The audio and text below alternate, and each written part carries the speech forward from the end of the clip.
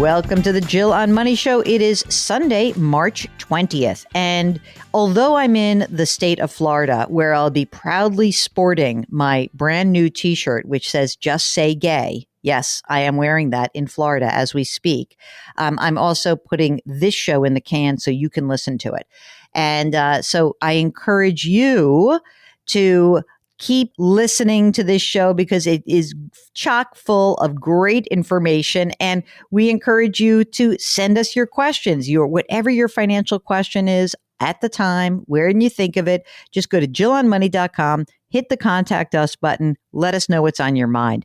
And if you have a desire to join us on the program, we can allow you to do that. We encourage you to do that. That is what Allison did. Allison's on the line from California, and we are talking about whether she may have made a mistake in her retirement. Hi, Allison. How can we help you? I retired early. You sound like you're 22 years old. I don't understand that. What are you talking about? How old are you? I just turned 52. Come on. Okay. 52. You retired early. Really early. Yeah. And so, of course, now after I retired early, now I'm asking you, was it a good decision? What's going on? Tell me about, how much money do you have? Well, I have $537,000 in a 401k. So you haven't rolled that over yet. You retired, but that's still in the old 401k. Yeah, I worked for a really big company, and they have a really good 401k. Great. So I plan to leave it there. Okay. I also have $183,000 in the Roth portion of the 401k. Fabulous.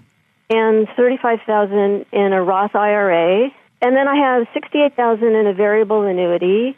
I'm going to get a teeny tiny pension. Now it's worth a lump sum of $29,700, but that's pretty good. I plan to just collect it as a monthly okay thing when I'm older.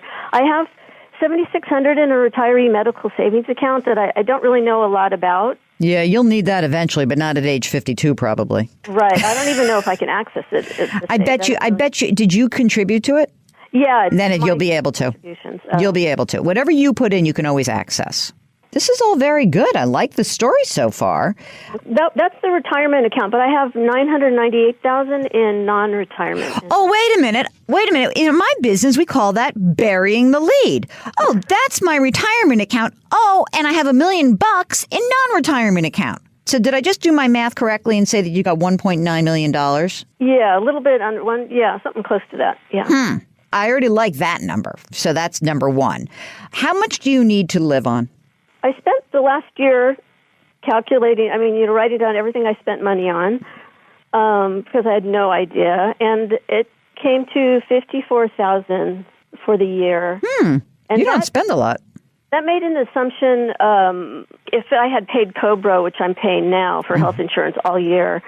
Let's say you need $60,000 maybe. 55, 60. Does that make sense? I'd feel better because it's not like I had any big expenses, and I have a really old car that I was going to need replacing. Okay. All right. So we're going to plan for 60. Married, single? I'm single, and I have no children, so I don't have to worry about leaving an inheritance to anyone. Exactly. Oh, my God. I'll tell you what. You shouldn't even... I hope you're using a fake name because wherever you went to college would probably be like, oh, no children? Come, give us all of your money. Okay. What about your living situation? You are in a house, in a condo, renting. What are you doing? Yeah, so I own a townhouse, and I have a mortgage on it. It's my only debt. I just refinanced just before I left work to, improve my cash flow. So I'm not scheduled to pay off the mortgage until I'm 81. How much is the townhouse worth at this point? After I sold it and paid all the the realtors and stuff, I think I could very conservatively clear $600,000, and I owe about $187,000 on it right now. That's great. So whatever, $400,000 in equity, and and then some. Do you think you'd stay there? Is it likely, or is it possible that you'd want to go somewhere else? I think there's a chance, once my friends hit retirement age, that I might move out of the area. With, friends that move out of it, because I just think it might get too crowded here for my taste. All right, but we're going to assume that whatever. I'm not going to assume you have cash out of this house and go anywhere else. And you're not going someplace super cheap when you've got extra money. So what I did was a very quick back of the envelope calculation on your $1.9 million.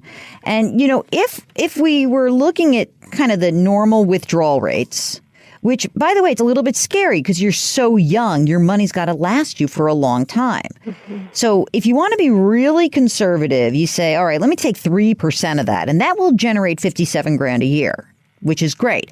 Some of your money is taxable, though.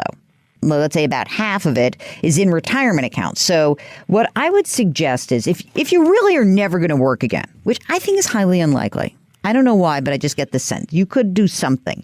What you would probably do is look at your non-retirement assets, draw on those first for the next, 10, 15 years.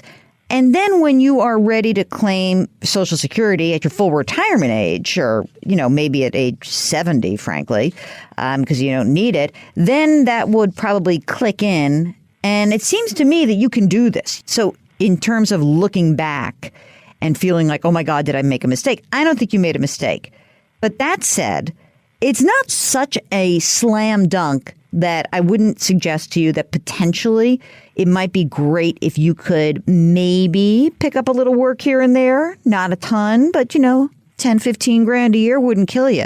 Is that a possibility in your life? Or are you just super done and you're going to give your life to charity right now?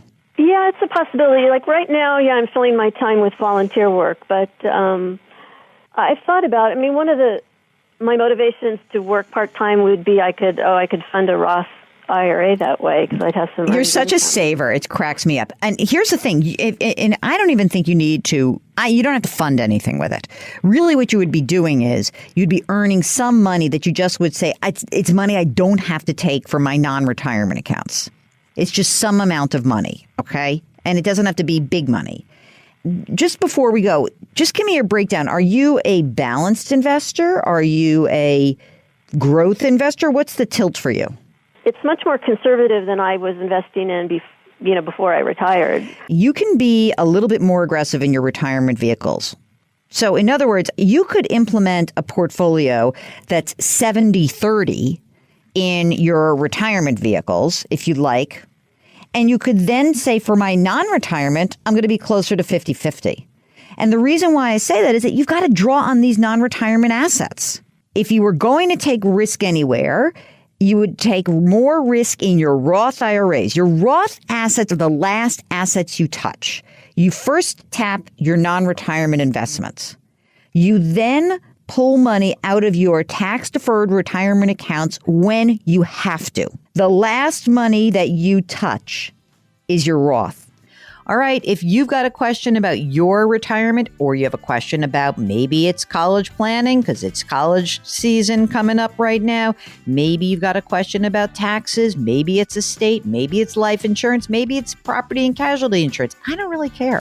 Whatever is on your mind is on our mind. So go to JillOnMoney.com, hit the Contact Us button. We'll get your note.